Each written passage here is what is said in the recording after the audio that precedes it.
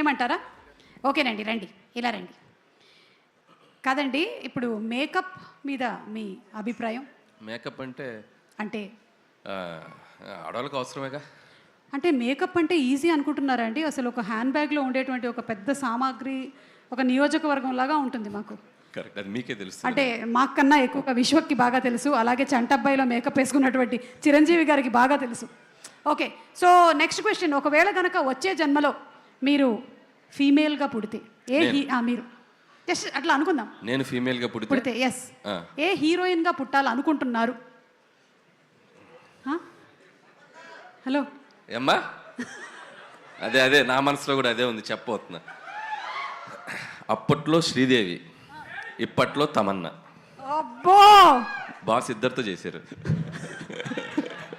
ఊరికే అడిగామండి, తూచ్. మన ప్రొడ్యూసర్ సాహో గారి కాంబినేషన్లో మెగాస్టార్ చిరంజీవి గారితో సినిమా రాబోతోంది. ఆల్రెడీ మీరు భగవత్ కేసరి అనేటువంటి సినిమా బాలకృష్ణ గారి కాంబినేషన్లో అందించేశారు. So what do you want to say about Saaho గారు?